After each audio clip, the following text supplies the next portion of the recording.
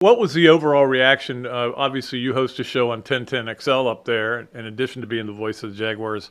But what was the reaction from callers you got when that trade was made and they moved up to get Travis Hunter? Over the moon. People were over the moon because Pat, we have stars, man. You win with stars. You don't win with stockpiling draft picks. The Jags have been the greatest draft pick stockpiler in league history, but I don't know what you have to show for that, right? Get rid of some picks and go get a star. We haven't had enough stars. Baselli and Brunell and Fred Taylor and Jimmy Smith were stars. Maurice Jones-Drew came along a little later and he was a star. But we haven't had stars, man. I think Trevor can be one. Brian Thomas Jr. was the best rookie receiver in the league. He's probably, in my opinion, Jaden Daniels won the award, and he should. He's a quarterback, but I thought Brian Thomas was the best rookie in the league last year. Now here comes Travis Hunter. So another duly noted podcast comes to you from the Coach's Podcast Room at Spurrier's Gridiron Grill in Celebration Point. Okay, and welcome into another duly noted podcast presented by Titan MRI and Imaging, coming to you from the Meldon Law Gator Studios here at Steve Spurrier's Gridiron Grill. You can see that from the helmets behind me. Great show today, and we've got a lot of good ones lined up for you. I've been working hard on it, guys. Today, Frangie, the voice of the Jacksonville Jaguars, is going to join us. Can't wait to talk to him. Been a friend of mine for a long time.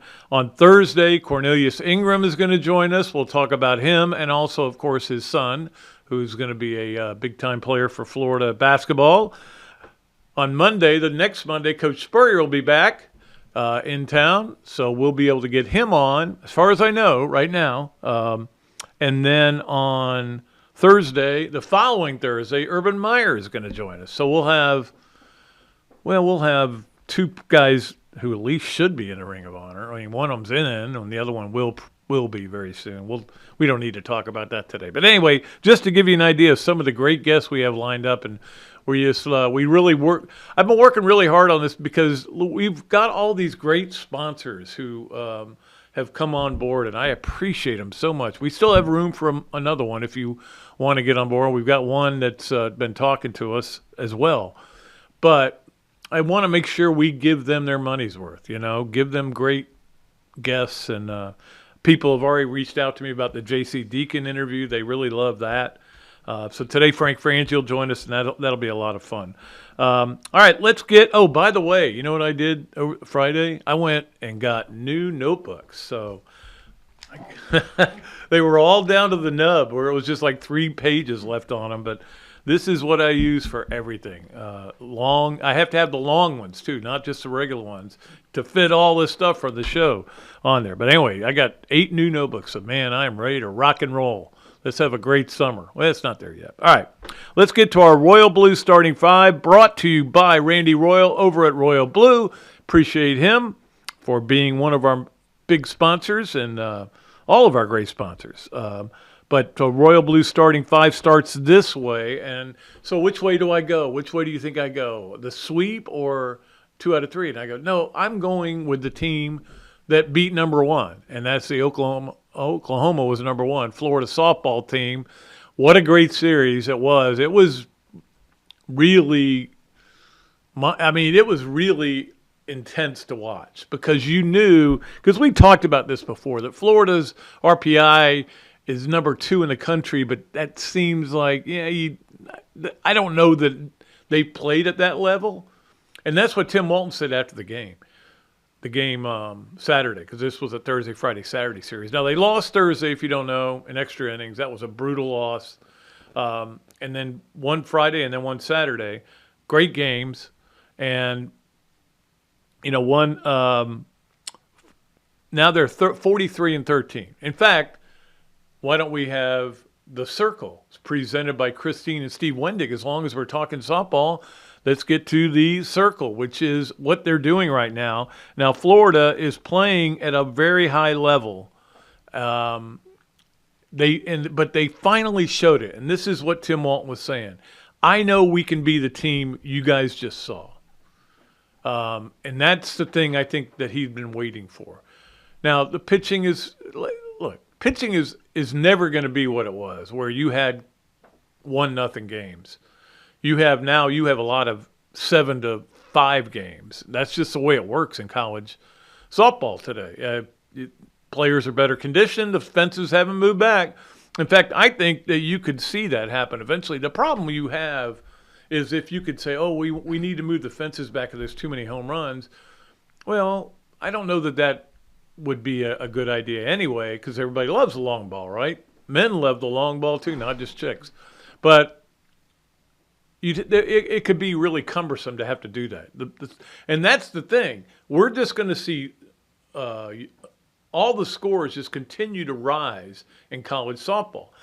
I'm okay with it. I love watching college softball, and I love watching the Gators. I love watching Tim Walton's team. Right now, again, they're projected to be a 4 seed, which would be that would be fine. I think everybody would take that. Winning those 2 out of 3 was big because now they've got wins. They've got 2 out of 3 against Oklahoma and Texas A&M. Texas A&M's 1 in RPI. Oklahoma's 3 in RPI. Florida's 2. Those are huge wins, and that was certainly big. We'll get to a little bit later in the show. We'll get to a Mayhem Moment you might have seen during that game as well. But we'll see if Florida does end up being the 4 seed. But again, the SEC tournament starts this weekend, as you guys may or may not know. It's in Athens, and Florida we don't know who they play until after Tuesday's games, but they play Wednesday, I think Wednesday at 5. So as a result, we won't have radio. We'll only have radio Monday and Tuesday of this week, for those of you who listen to the show as well, because Wednesday and Thursday are going to be playing at 5 o'clock. That's not going to work.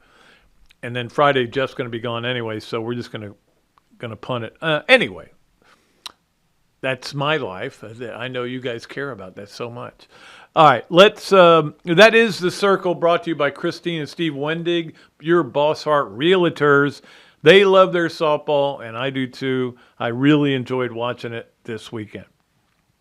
Let us move over to our baseball, because baseball, obviously, getting that sweep was important. Now, we were all saying after they won 2 out of 3 against Arkansas, now you can't poop the bed. You got to go out there and you got to win at least 2 out of 3. I know it's on the road.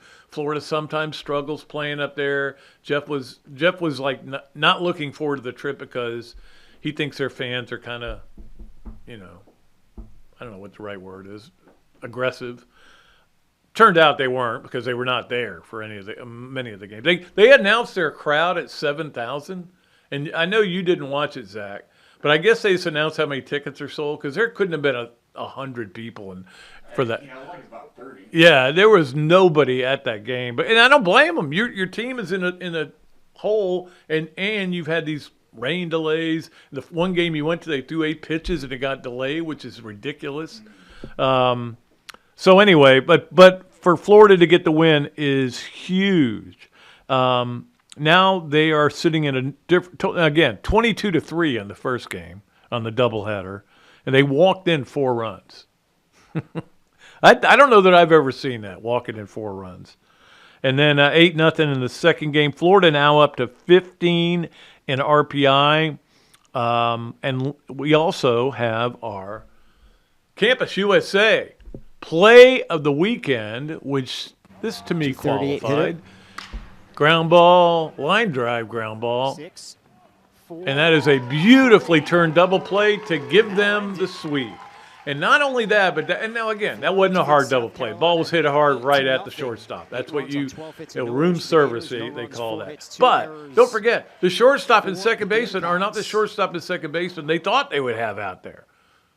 Because the shortstop, obviously Colby Shelton is hurt and was wearing a cast on his arm. He's got a hamate.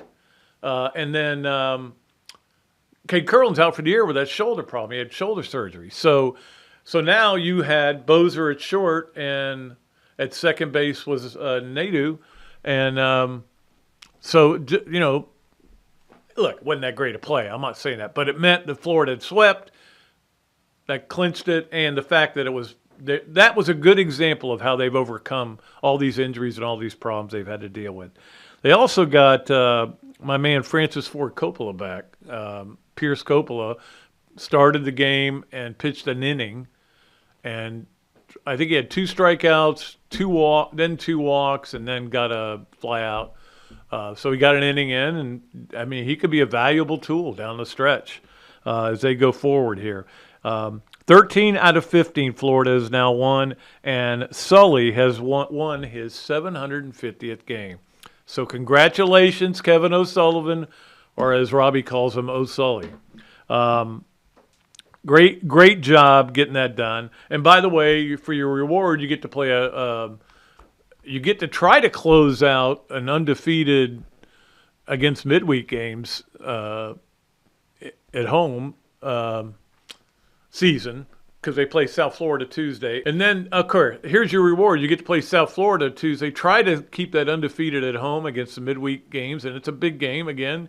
You don't want to lose any momentum right now. And then you get to go to Texas and play what is now the number 1 team in the country, Texas. So does that all Florida does is play against number 1 teams? It feels like that's all they do in all these different sports. Well, if you're number 1, you don't have to play number 1.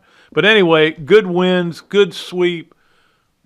Feels like it's lining up for Florida to be in a regional. Right now, everybody's got them in. A lot of people have them as a 2 seed now in Tallahassee. So I hope they don't. I don't like playing rivals in the postseason.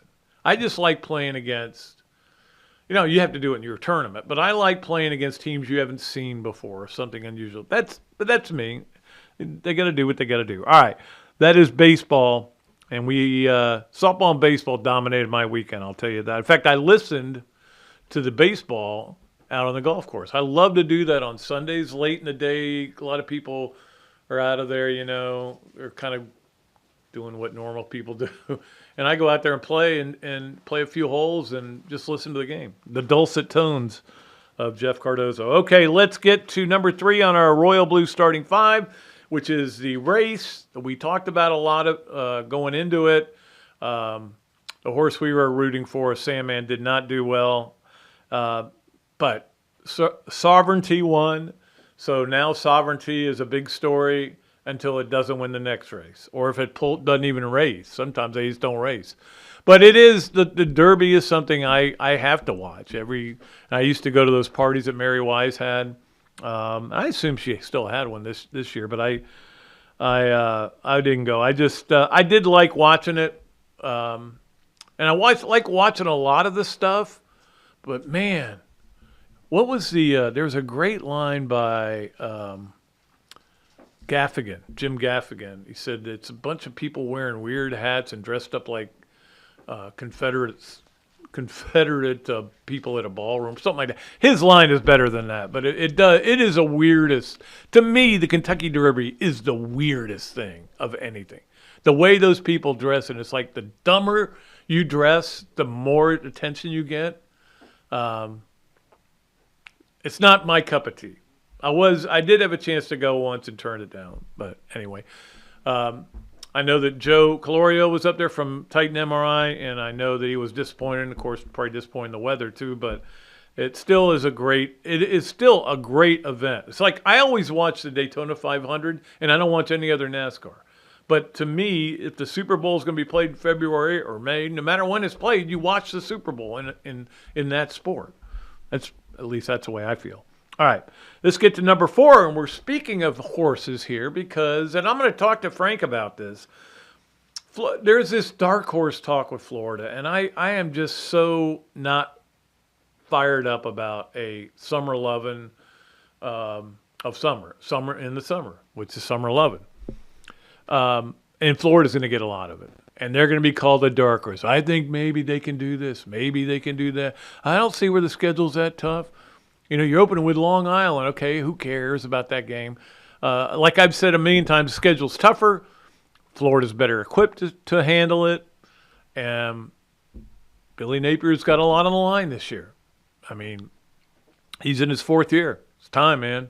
We know you have a great roster. And, by the way, apparently, we have a new president, too. That is a significant thing going forward. As we like to say, and look, in the end, firing a coach, and I never advocated for Billy Napier to be fired last year. Firing a coach is a AD's decision, but the president can, A, have input. I know Bernie Manchin did with Ron Zook, and B, give you suggestions and stuff, but he's not going to make the hire. I don't think so. Santa's this guy's first name. I guess he's the only finalist, which is what they did before. Anyway, it's going to be interesting to see what happens. But my point is, I lost my train of thought there for a second. My point is, this is a big year for Billy Napier. He's got to win. And when I say win, I'm not saying he's got to go 6-6. I'm saying he's got to win. Now, win would be 8-4 minimum. Anything under that, you're not really winning. And you can't do what you did last year, start really bad, poop the bed, come back and win those games at the end, which was fun. I loved it, but you need to get the fan base energized early. You don't want people calling for your job. Anyway, don't forget, when everybody talks about Florida being a dark horse to win the SEC, that their over-under in Vegas is 6.5 wins. I don't think they're winning the SEC with 7 wins. So if I bet the over, that would be it. I think they'll go over that, but that doesn't mean I think they're going to win the SEC. Now, I'm not trying to be negative here. I'm just trying to be a realist, and sometimes my realism comes across as negativity, and I don't like that. I hope that I don't portray it that way. I just get nervous when people start talking good. It's just like with basketball. Everybody was picking the Gators. Guess what? Everybody was right. You guys were all right. I just didn't want you saying it out loud with your mouths. I'm weird that way. I'm weird in a lot of ways. All right. Let's get to number 5 on our Royal Blue starting 5, and that is lacrosse. I want to make sure they get their due. Big 12 had no idea what they were getting when they invited Florida to join in lacrosse. And now Florida not only goes undefeated in the league, wins the regular season, goes to Boulder, wins the tournament, beats Arizona State in the final 21-10. I actually was watching it. Yes, I know, I'm a nerd. I'm a Gator sports nerd, I guess you would call it. But I watched a lot of the lacrosse, and it was a battle. They were down early, and they got it going. Then their third quarter, they beat Arizona State 6-0. So anyway, it was 21-10 is the final. And late last night, they announced the NCAA tournament field. Florida is a 4 seed, and will play Mercer at home. That's on Friday. Yes, Friday at 4 o'clock. Friday at 4, Florida will play Mercer. And last time they played Mercer, that sounds familiar because you remember they played them earlier in the year. They played them at Mercer, which was kind of weird. Because remember early in the year, I kept saying, God, I don't understand Florida's lacrosse schedule. It seems weird to me. There's a lot of road games in the middle of the schedule. Anyway, they went to Mercer and won 22-9. I guess that's what I'm trying to get to. And then if they win, 2 teams will be playing, and then the winner of that will play against Florida Sunday at noon. Actually, 12:30. Sunday at 12:30. Get there at noon, though. And look, softball and baseball are both out of town this weekend. Go support them. They deserve it, man. They bust their butts too. And if you're a Gator, you're a Gator. If you ain't a Gator, you're Gator bait, baby. I can still say that. All right, that is it for our Royal Blues starting 5. Appreciate Randy Royal at Royal Blue. We'll be back and we'll talk to Frank Frangie, the voice of the Jaguars, radio host at 1010XL, former sports writer, legend in many people's minds, including his own. Frank's a good friend. Can't wait to talk to him here on another duly noted podcast presented by Titan MRI and Imaging from the Meldon Law Gator Studios. Meldon Law has been serving personal injury victims since 1971. In those days, Jeffrey Meldon's presence as an attorney in the music scene dubbed him with the nickname the Hippie Attorney. And although times have changed, 2 things haven't. Our commitment to bettering our community by helping the injured. Albert, are you ready to go to the game? And our love for the Florida Gators. If you bleed orange and blue, Meldon Law is the firm for you. Here are just a few reasons why doing business with the Royal Blue puts you at the helm of your boating lifestyle. 1, The longer we have your listing, the lower percentage commissions you will pay. 2, survey reimbursement for qualified buyers. 3, detail reimbursement for qualified sellers. 4, on-the-water delivery orientation availability. Call us today to schedule a consultation to see what Royal Blue can do to solve all of your boating needs. Call Randy at 850-974-1294. Hey, let's talk about something that's been a real game changer for many people, including me. BMI TeleMed is one of our sponsors. They're the weight loss specialists and can help you tackle that stubborn belly fat. You know, the kind that usually creeps up once you hit your 40s. Bob Parado and Charlie Gonzalez, 2 UF-trained pharmacists, work with their medical director to prescribe and deliver the same meds that helped me lose 50 pounds. Yep, 50 pounds. That belly fat, it's not just about looks. It's unhealthy and makes you feel sluggish. Now is the time to do something about it before football season rolls around again. If you're anywhere in Florida, BMI TeleMed, simple online telehealth platform makes it easy. Your weight loss meds get delivered right to your door fast. From my experience, you feel full sooner, eat less, but can keep enjoying the foods that you love, just in smaller portions. Plus, it helps with blood sugar and cravings. Do yourself a favor, head to bmitelemed.com to set up a free private consultation. No obligations, no contracts. These Gators know their stuff. You'll look better, feel better, and be healthier. Visit bmitelemed.com today. Okay, welcome back to another duly noted podcast presented by Titan MRI and Imaging, coming to you from the Meldon Law Gator Studios. And it's a great pleasure to bring in a longtime friend of mine, Frangie, or what did Norm Carlson call you that one time? Fracchia. Frank Fracchia. Frank Fracchia. I was Fracchia for about 2 years. Yes. Signed that way and everything. Norm said, you're a Fracchia, you're a Fracchia. So that's what I did. What are you going to do? Yeah. If Norm tells you you're that, that's who you are. Actually, right. I know you've obviously covered the Gators for a long time up in Jacksonville. Now, how long have you been the voice of the Jaguars? This will be my 12th year, Pat. Wow, that is a long time. I did 7 years of those national college games with Toretta, which I love. Yeah. And most of the stadiums that I hadn't seen from covering the Gators. And yeah, so it'll be 19 years of doing play-by-play and 7 with national college football, and then this will be my 12th year doing the Jags. It's been a lot of fun, but the year 12, it goes fast, doesn't it? Really fast. Could you see that happen for you? When I left Jacksonville, I remember you and I talking out in the parking lot of that. What was the name of that bar that we went to? And I remember I had chili and something there. Anyway, and we were my going away party, and you and I were just talking about the future and what we were going to do and everything. And I didn't know that you were going to be the voice of the Jaguars for 12 years. I didn't see that coming. We were sports writers. I was blessed with the gift that a lot of y'all didn't have. And the gift was I wasn't a particularly good sports writer, you know. So I was a beat writer guy, right? But I was never headed to being a columnist. I could kind of see the writing on the wall. And I liked the broadcast side. And the right when you left Jacksonville, it was right when the whole sports radio thing was sort of starting. Mm-hmm. So Jay Solomon was kind enough to let me try it, and I liked it, and I felt like maybe I had a better aptitude for that. And so from gosh, it'll be my 37th year of doing radio in some capacity, and that just fit me. I loved my time as a sports writer because I think that's where you really learn journalism. I'm serious about that. I think that's where you learn accountability and checks and balances.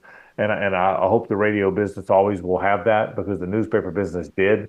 But I've been doing running radio. So no, I don't know that I've ever thought I'd turn into a play-by-play guy to do it this long, but I'm blessed that I have. I really am. Jay Solomon, Eye on Sports. Right. He was the best. He is him, and I remember very well. In fact, we just lost Mike Patrick, who just passed away, and I talked to him a lot about different things in Jacksonville, but lost Greg Larson, lost David Lamb. I mean, all the Giants are going away. Yeah, they plaque when the sports radio thing first started. When it was Greg, David, Jay, and me were the 4 guys, right? 4 guys doing sports radio when it was just kicking off. This was early 90s. And at the time, I was 30-something, and Jay was the oldest of the group, and David and Greg were a little older. And I have this plaque, and I still look at it all the time. That they did a story about the Times Union did a story about the four guys in sports radio, and I'm the only one left. And it's a little it's cool and romantic, but a little eerie too. That of that four that kind of started sports radio in Jacksonville, I'm the lone survivor to this point. Frank Frangie coming to you on the Big Mills Cheesesteaks Zoom line. We always love talking to people on that Zoom line, and especially Frank Frangie, believe me. There's got to be a level of excitement in your lucky town, as the great Malenko used to call it. My lucky town, Gordon Soley. There's got to be a level of excitement with the draft and everything, and just the feeling that maybe they're getting back on the right track. Pat, you're right. It's been a tough go here, man, and I don't just mean my 12 years. You know this. For 30 years, there's been a franchise here for 30 years. And as far as winning on the field, it's been a mostly unsuccessful franchise. They've been to AFC championship games a few times. They've been deep in the playoffs a few times. But for the most, and they've been to 3 AFC championship games, 96, 99, and 17. And they've been to the playoffs a few other times, but it's been a mostly unsuccessful run. So now I think it feels different. Tony Baselli, who's one of my dear friends, is going to do a good job running that building. James Gladstone, the general manager, is a really sharp young guy. And Liam Cohen, the coach, seems like a sharp young guy. Now, look, you haven't done it till you've done it. So until it happens on the field, nobody knows. But yeah, there's more excitement, enthusiasm around here than there's been in a long time. Trevor Lawrence is about to start his 5th year. Pat, you know the drill in the NFL. For people that don't know, Pat covered the NFL forever before he was the Gator guy. So you know the NFL as well as anybody. Usually by year 5 or 6 is when the light goes on for quarterbacks. It doesn't happen. Patrick Mahomes is an exception. There's some exceptions. But usually it's year 5 or 6. Well, Trevor's going into his 5th year. And I think there's high expectations for him. They're excited about the fact that Travis Hunter's here to go with Brian Thomas Jr. So, yeah, there's palpable excitement around here for the first time in a while. Yeah, I would think. What was the overall reaction? Obviously, you host a show on 1010XL up there, in addition to being the voice of the Jaguars. But what was the reaction from callers you got when that trade was made and they moved up to get Travis Hunter? Over the moon. People were over the moon because, Pat, we have stars, man. You win with stars. You don't win with stockpiling draft picks. The Jags have been the greatest draft pick stockpiler in league history, but I don't know what you have to show for that, right? Get rid of some picks and go get a star. We haven't had enough stars. Baselli and Brunell and Fred Taylor and Jimmy Smith were stars. Maurice Jones-Drew came along a little later and he was a star. But we haven't had stars, man.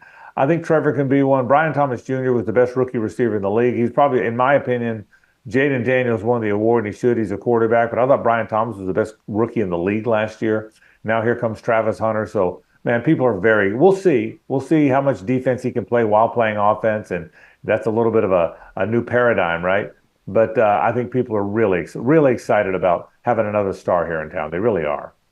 Yeah, it's like those draft picks that they stocked are in the same room with Norm Sloan's timeouts he never used. So. It's too easy. We used to make fun of Norm Sloan in the time. He never would call a timeout. You could go on a 40-0 run. He wouldn't call a timeout. I remember. All right, so I want to talk to you, too, about Fred Taylor, because I was very disappointed that he didn't get in this time. I thought maybe the momentum was there. And I do get the market maybe doesn't – it's hard. I mean, it was hard to get Jack Youngblood in, though, in L.A. So you never know how it's being presented. That's a closed-door meeting. What's your takeaway on why he still has not been named to the Hall of Fame? Well, there's a lot of things. And by the way, I agree with you. Fred belongs in the Hall of Fame. He's one of the best backs in the league. His yard per carry average is unbelievable for as long as he played. If people watch the tape, they'll see how great he was. And he's a great dude. He's dignified. He handles it with respect. And he would represent our city and that league well, Pat. So he belongs in. A few things worked against him. When he played, it was AFC versus NFC in the Pro Bowl, and there were a lot of really good AFC running backs that were in bigger markets. Eddie George and Marshall Faulk and Jerome Bettis, Curtis Martin. I don't know that any of those guys were better players than him, but they were in bigger markets. So he only made one Pro Bowl. And he was a Pro Bowl player, Pro Bowl talent that because of the size of this market And because of the other bigger names and bigger markets, he didn't make a lot of Pro Bowls. So it took a while to get that momentum started. Once it starts, he keeps running into good classes. This was a good class this year. He would tell you that. And so I don't know that they belong in more than him. I don't think they do. But he only made the one Pro Bowl, not because he wasn't talented enough, but because of all the other guys in bigger markets that were playing in the AFC at the time. And then in addition to that, he's still a Jacksonville guy. He's still a guy that played here. I think he belongs in. It's going to get tougher when there's not a lot of running backs going in anymore, Pat. It's not a running backs league anymore. It's a passer league. It's a catcher league. It's not a running backs league. But Frank Gore's about to be up. He's going to go in. There's other guys he's going to compete with. So, gosh, I hope Fred gets in. He belongs in. He's handled it with respect and dignity every time. But I hope it happens sooner rather than later. Is Sammy DeKay still the rep there for on the committee? Sam's done a good job. Sam, when Tony didn't get in for a while, Sam got beat up a little bit. Sam Kavaris, Pat's talking about. And it's not Sam's fault. He's done a good job. Everything I'm told is he does a good job in the presentations. He's thorough. Sam's a very good communicator. It's just he can't change the size of the market. It took a while to get Tony in, and I hope he's able to get Fred in. I can tell you, Sam pretty much got Jack Youngblood in. I mean, he kept going to guys and saying, hey, the question I get the most out there is why in the world is Jack Youngblood not in the Hall of Fame? Yeah, I believe it. I believe he did get him in, and I'm glad Jack's in. I hope Fred. I believe Fred will get in. I believe I don't know when, Pat, but I believe Fred Taylor is going to get into the Hall of Fame. I really do. All right, let's shift over to a little Gator sports, if you don't mind. I know you don't like talking about the Gators or anything like that. I want to know if there was any welling when they won the national championship. Was there any welling? Now, I don't know if you know the story. I went to San Antonio. Okay. Oh, you did, yeah. So Florida has played for 8 national championships in football and basketball, right? They're 3-1 in football. They lost, obviously, to Nebraska, and they've beaten FSU, Ohio State, and Oklahoma. They're 3-1 in basketball. They lost to Michigan State, and they've beaten Ohio State, UCLA, and now Houston. I've been to all 8, okay? I was at all 8 of them. So I wasn't going to not go to this one.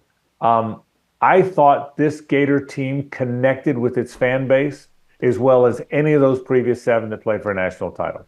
Florida's been to 6 Final Fours and played in 10 Final Four games. I thought this team connected as well as any of those teams, including the 2 title teams, which were the 2 best teams in Gator history. Man, did this team connect with the people. This is the first time, you'll appreciate this.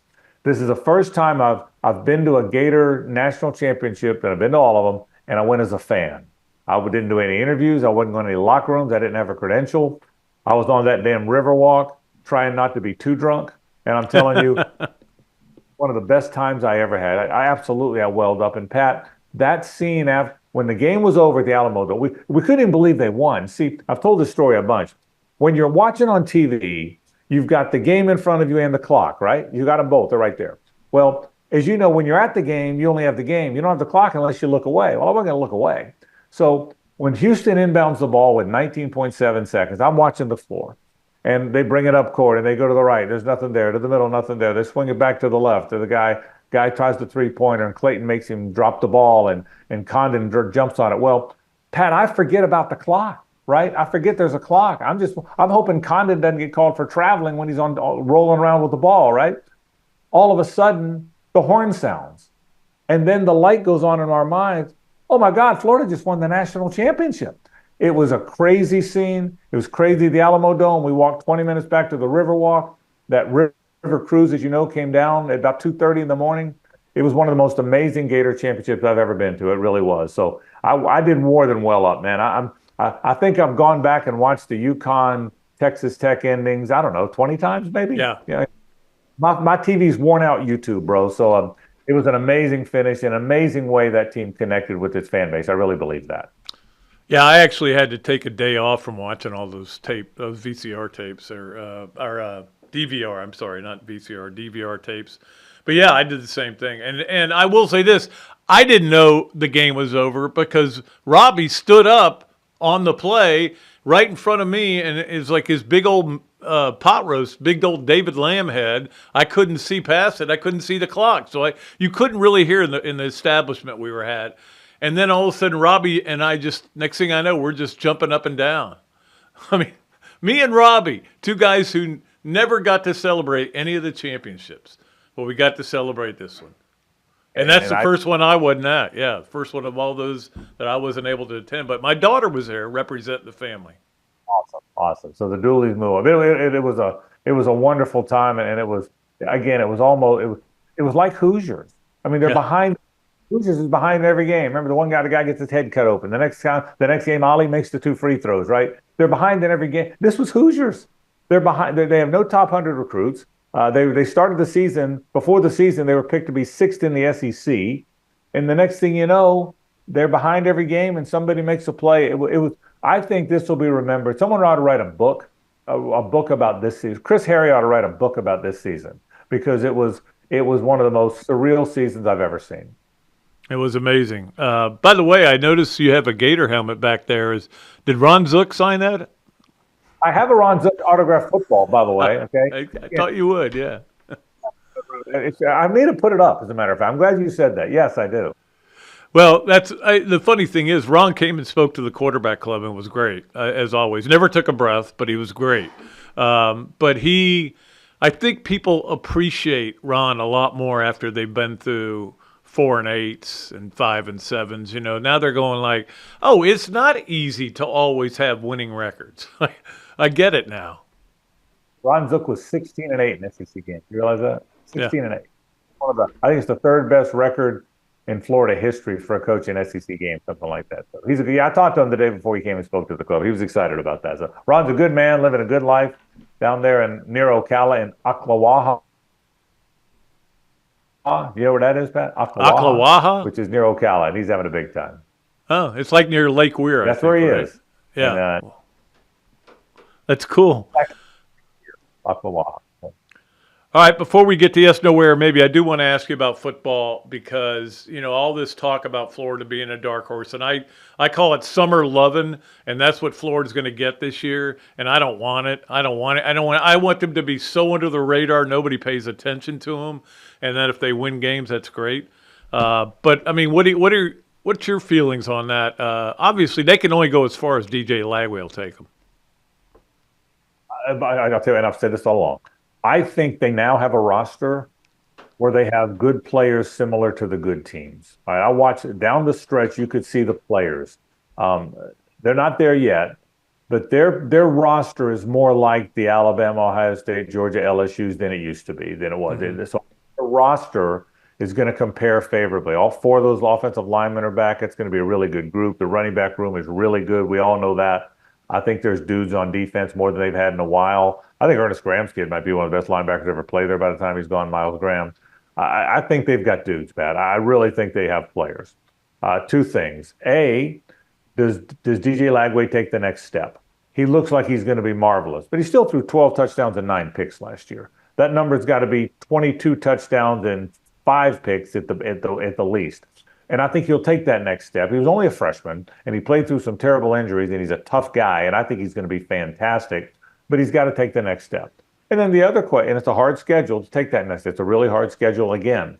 And the other question is Billy a good enough sideline coach? No one wants to talk about that, but that's the reality. I hope he is. By all accounts, he seems to be a wonderful guy. He's a very good recruiter. He's a good program builder.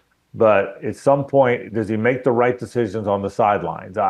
They always ask that question about Dabo Swinney. You knew Dabo, everybody liked Dabo. He was going to build the program. Players respected him. He was a wonderful recruiter and a developer of talent. But would he make the right decisions on the sideline? Would he be Saban-like on the sidelines? Probably not. But would he make enough of the decisions? So I think that's what it comes down to with Florida. I like their roster. I think it's a roster that's as good as the good teams now or similar to them. But does Lagway take the next step as a passer? And I think he will. And is Billy a good enough sideline coach? Is they manage a really difficult schedule? Those are the 2 questions. But no, I disagree with you. I want them to be. I want people talking about them. I think you're better when people are talking about you. I think that gives you a little bit of a swagger when you walk into the stadium. I think if you can't manage that, you don't belong up there anyway. So I don't want the sneaking up on. I'd like to see them be talked about, and I agree with you. I think they're going to be talked about this summer.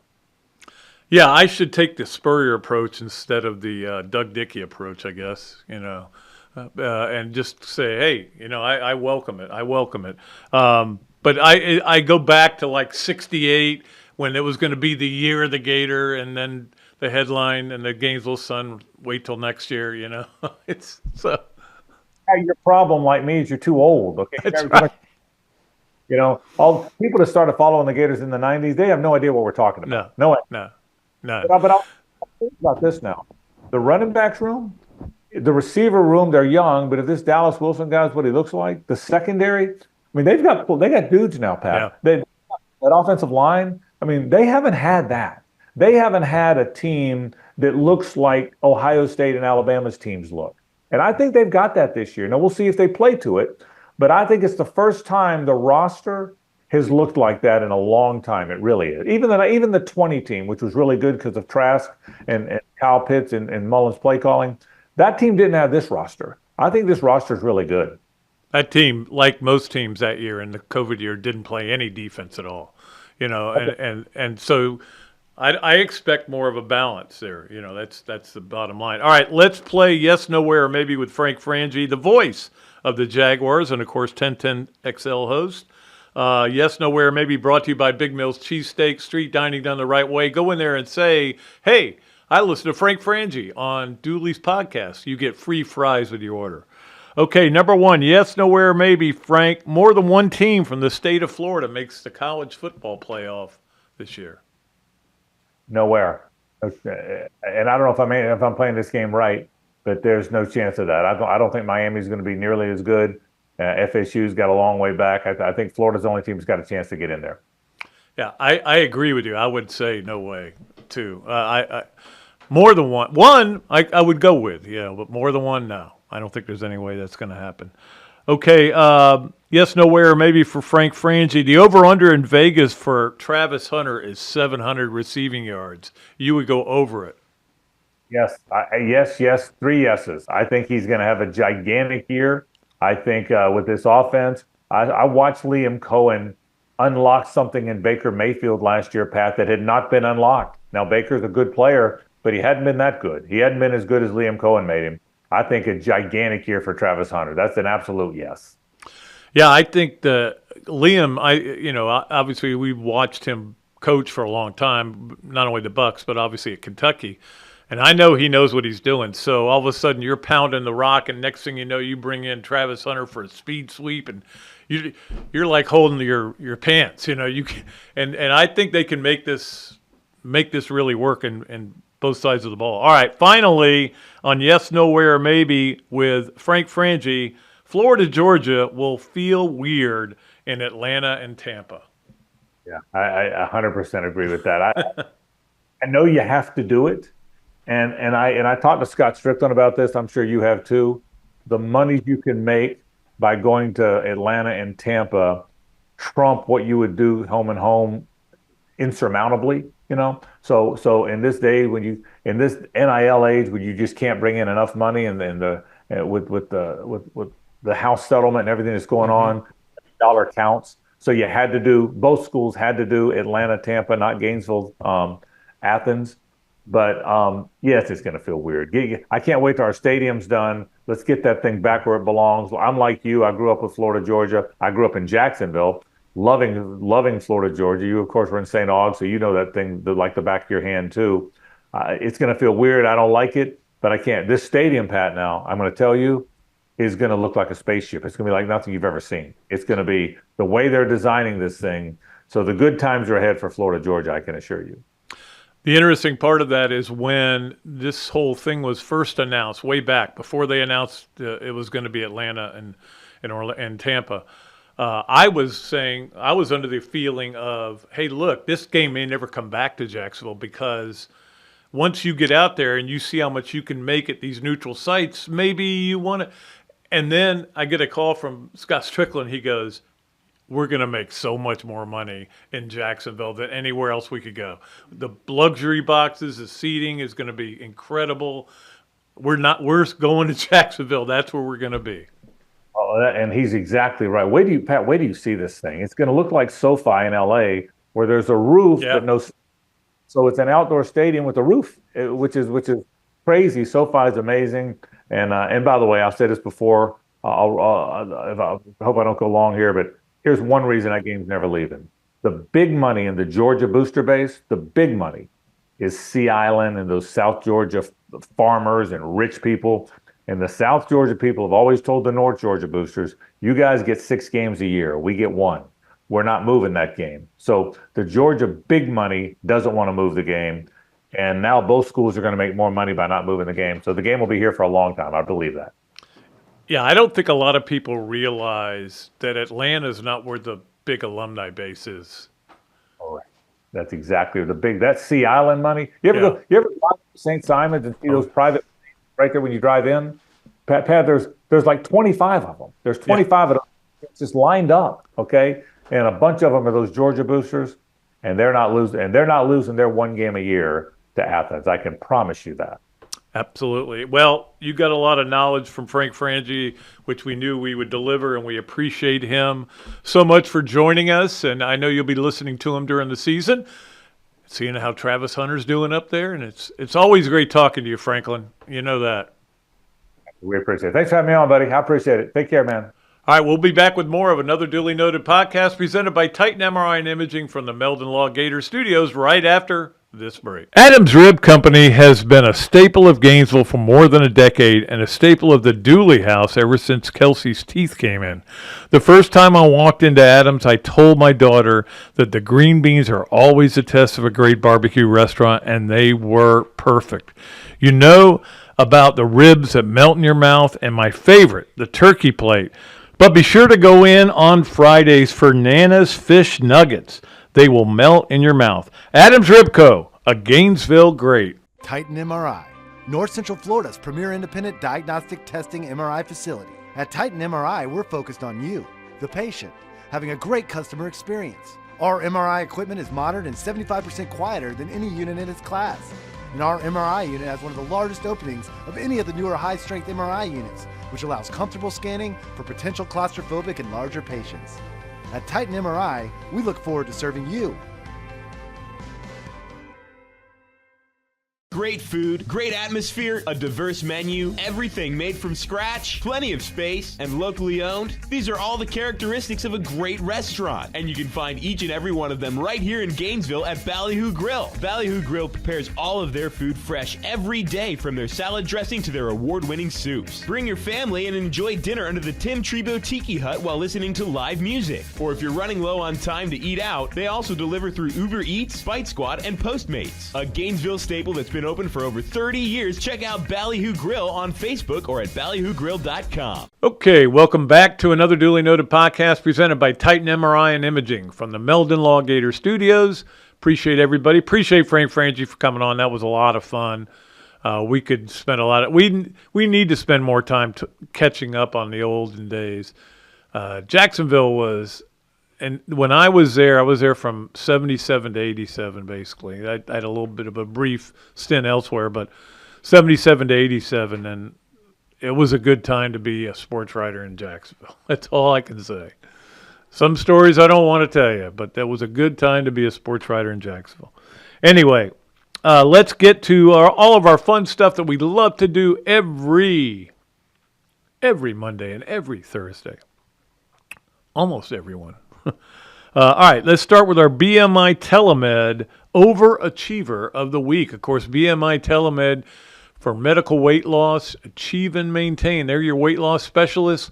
If you call them at 727-383-1677, tell them you are listening to this show, you get 10% off. So that's a pretty good deal there. All you have to do to call them, make an appointment, have a consultation, and decide if it's right for you. It was right for me, and I appreciate them. Still looking slim, man. Still working on it. All right. Now, I'm not skinny. I'm less fat is what I am. All right, let's get our BMI TeleMed Overachiever of the weekend, and that is Jordan Basso. Now, you may not know who she is, and again, we're back to lacrosse. But she was at Division III Gettysburg College and was very good there as a lacrosse player, and decided, I want to see if I can do it at a higher level. So she transferred here, had a big game again in the finals of the Big 12 Championship, 3 goals in that game. She's played well all year, and it's just a good example of how somebody, bets on themselves a little bit, rather than go on with your, try to figure out what I'm going to do with the rest of my life, getting a job and everything like that. I want to give it one chance to be the best I can be at the highest level. And look, I got news for you. Florida is a very high level of lacrosse. They're the 4th seed. That means they're the 4th ranked team in the country. It's pretty good. So she's doing really well, and she is our BMI TeleMed Overachiever of the weekend. Let's get to our Adams Ribco Gator of the weekend. I had a million choices here, believe me. It was a great weekend to be a Gator fan, I can tell you. And so what I decided to do was combine two guys. These guys could go into Adams Ribco and have a lot of ribs. I can tell you that, especially if I combined them. But Hayden Yost and Ty Evans, Florida needs them both. I mean, obviously they need Ty Evans to be in there and be effective. And Yost has been, to me, a little bit of a surprise this year. And he's had to take over center field where obviously you lose Kyle Jones for the year. And so in this series, here's all they did. 16 RBI, 11 runs scored, and 4 home runs. I think they each had one going into it. But that's what they did. 4 homers, 11 runs scored, and 16 RBI in the series, and helped the Gators get that sweep. So Hayden Yost and Ty Evans, you are our Gators of the weekend. Let's move now to our Leonardo's at Millhopper quick picks. Of course, we love our Leonardo's at Millhopper. The place to go for your pizza and a Dool's, the sandwich named after me. It's so good, they named it after me. That doesn't work. All right, so here's the game we're going to give you. New York at Boston. That game is being played on Wednesday night, so you got plenty of time to get in. And New York's getting 9 points. New York at Boston. New York's getting 9. So we're going to start doing some spread games with the NBAs because, for obvious reasons. I think it works better that way. So New York at Boston. New York getting 9. That is your Leonardo's at Millhopper quick picks.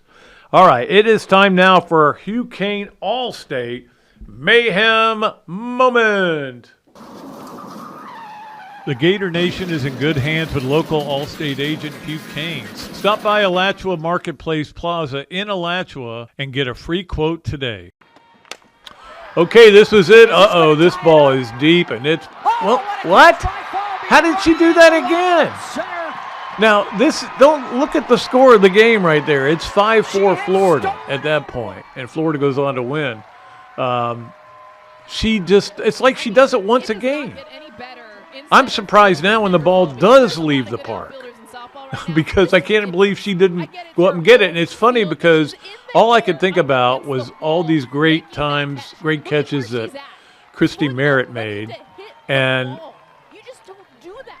when she was playing, and Aubrey Monroe actually put a post up about Christy Merritt. She goes, it reminded me of her. I was thinking the same thing. And I remember they lost that last game. Ocasio gave up that homer to Georgia, and they lost in the Super Regional. That was heartbreaking. We were at the game, and I can't remember. Oh, I guess Ocasio. It might have been somebody else said, I really thought somehow Christy Merritt was going to run through the wall and get the ball. But she, you can't do that. But she's coming pretty darn close. That's Kendra Falby, and she is a steely-eyed missile lady. She is unbelievable. I think we use her a lot on highlights, but she's just been doing incredible things. Had 2 of those in that game. All right, it is time for us to talk about the Gainesville Quarterback Club, and I'm so excited. Tomorrow night we get started for real with Coach Napier. That'll be exciting to have him in. And I don't know if I'm introducing him or not. I have to find out. But I got to come up with some good stuff, man. Got to come up with some good snappy jokes. Sometimes they just come to me. But so Coach Napier is tomorrow night. You can still join. Just give him a call. I think it's quarterbackclub.org is the website. But you can get a trial membership for $250. You get to go see Coach Napier. It's the only way you can go is to be a member. Then you get to go see Laura Rutledge next month. No, is it next month? May? Yeah. Or maybe later in that, June. And then I had them all written down. I forgot. And then in August, right before the opener, Billy Donovan is great. We've already lined up guys like Kevin Carter and Alex Brown and Noah Brindise. Scott Strickland will be speaking. We got a great speakers list, so become a member of the Gainesville Quarterback Club and at least get in the trial membership and say, hey, I just want to see how this is. And I think you'll be pleasantly, I don't know, surprised may not be the right word, but I think you'll have a good time. Hey, I love it. I love going there. All right. Let us move along to three things brought to you by Hesser and Kipke. You know very well how great Hesser and Kipke are. And what they do and what they're able to do for the community. If you want to give them a call at 352-339-9920 or reach them at www.hklawfl.com, you can find out what they can do for your workers' compensation and family law needs. All right, three things brought to you by Hesser and Kipke. Number one, so Donald Trump spoke at I'm not getting political here. Donald Trump spoke at Alabama's commencement. Nick Saban and he met and talked about NIL. Good. I think it's a great thing.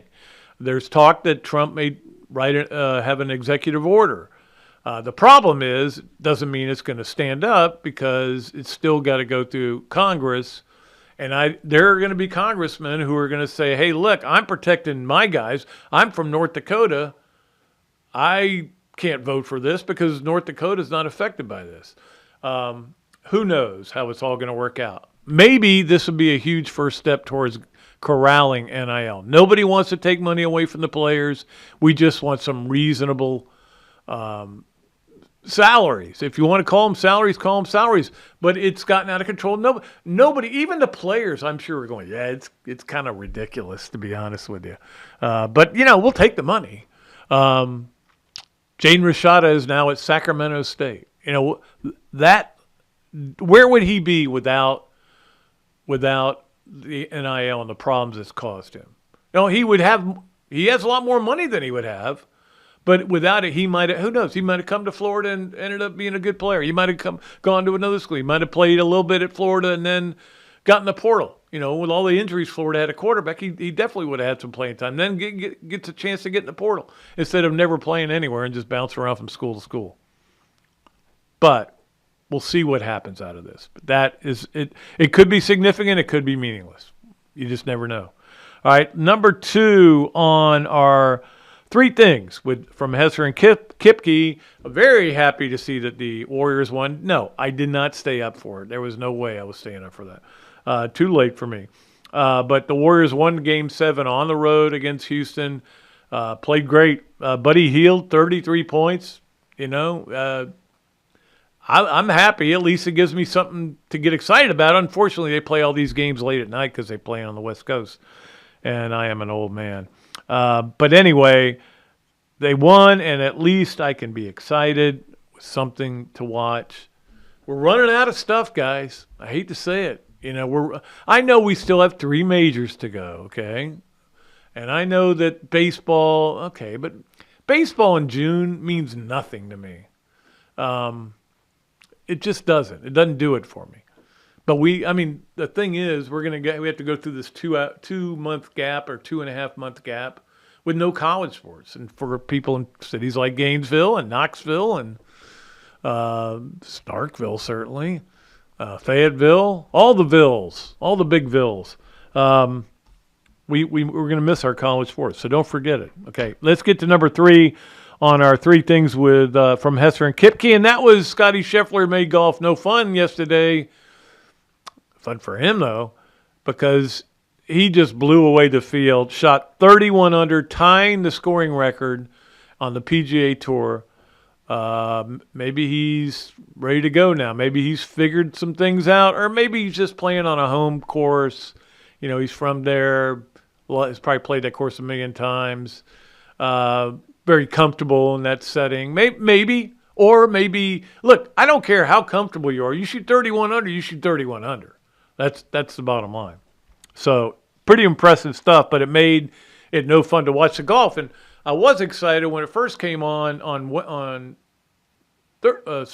Saturday, because Ricky Castillo was near the lead. And I was like, all right, we got that to watch too. But that didn't work out. That's why I played golf on Sunday. All right.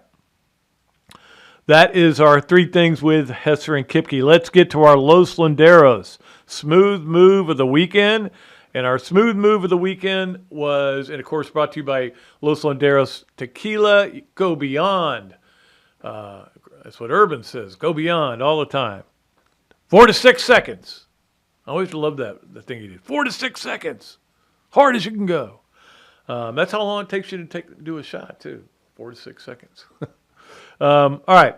Our smooth move of the weekend was what Tim Walton did with his lineup. I love the way he changed his lineup up after that loss in the first game. And just the whole way he went about putting people together in their slots, where he moved, a Shoemaker, where he moved, batting Ava Brown where he did. And, of course, Ava Brown had a huge weekend for Florida. But I like the way he did everything as a manager, as a coach, I guess, but it's a manager. I guess when you're wearing shorts, you got to be called coach. You can't be called, unless you're wearing a full uni, then you're a manager. So is Kevin O'Sullivan, is he a manager or a coach? But he doesn't, I don't know if he wears his top. Anyway, that is our Los Landeros smooth move of the weekend. Let's get to our Gallo Car Wash sponge of the weekend. We love our Gallo Car Wash. Great place to go and get your car cleaned up. And Pollen's back again. I'll be in there this week for sure at Gallo Car Wash. Our sponge of the weekend, she's not a Gator, but she wears a cap that says Gators on it. And her name is Katie Ledecky. Look, we claim her. She trains here. She lives here. She lives out there at Hale Plantation. I think she does play golf at Hawkstone. I need to play with her sometime. And she was wearing a Gators cap this weekend, during which she won a bunch of races, but the main one was the 800 free, where she set the world record. Great stuff. I mean, it's amazing how she just keeps going and going and going. But she did set the world record. She also set, I think, an Olympic record in one of the events. But anyway, she's had a great meet, and she's definitely the sponge of the weekend. Katie Ledecky, we consider her one of our own. Okay, I think I've got everything done except for what we always like to wrap it up with, which is our swamp games of the weekend. You got plenty of stuff to be watching this weekend, guys. It's a lot going on, so you head to the swamp. Get one of those great drinks that they have, one of those specials that they have, and some of the great food. I love the food there. Love going there. That's where I went on my birthday. All right, let us talk about the swamp games of the week. Tuesday, baseball, USF. That game is at 6:30. It is on the SEC Plus. So you got to have the plus. And then also Tuesday, at 5 p.m. Oh, the 1 p.m. the SEC softball tournament starts if you want to watch it on the SEC network. You might want to watch the Ole Miss Missouri game because that's who plays Florida. They play at 4 o'clock. Florida plays the winner Wednesday at 5 o'clock. My gut is it'll be Ole Miss. Missouri has not been very good. Boy, they stinking all the ball sports. And then we'll see what happens with the rest of it going forward. As far as baseball goes, Florida would play Thursday again at 5 o'clock. So both Wednesday and Thursday. If they win Wednesday, they play Thursday again at 5 o'clock. Tuesday night, Indiana at Cleveland in the NBA playoffs. Indiana up 1-0. That game's at 7 on TNT. To be honest with you, all these games are on TNT, so I don't have to give them too much pub. Golden State, Minnesota. I can't wait to watch that. 9:30. Try to stay up, Pat. The trouble is, you can't stay up because the game doesn't really start till 11:30. That's when the game gets interesting. So you can't just stay up and go, well, I'll watch the first half and then I'll see how I feel. No, because nothing matters. All right, and then Wednesday, New York, Boston is a 7 o'clock TNT game. If you're in on the Leonardo's Quick Pick, you might want to watch that game. You're getting New York in 9, or you're taking Boston and giving 9. And then Denver and Oklahoma City start their series at 9:30 on TNT. So that is what we have going on this week. A lot of stuff, and gosh, this weekend's going to be great. Softball, baseball, NBA, a lot of stuff going on, man. Please enjoy it while you can. All right, Zach did a great job as always. We appreciate Frank Frangie for joining us. Don't forget, on Thursday, Cornelius Ingram's going to join us. Coach Spurrier will be back next Monday. And then on next Thursday, it'll be Urban Meyer. So really good shows coming up, and I hope you enjoyed today's. For Zach Rothrock, I am Pat Dooley. I am deep, I am way back, and I am out of here.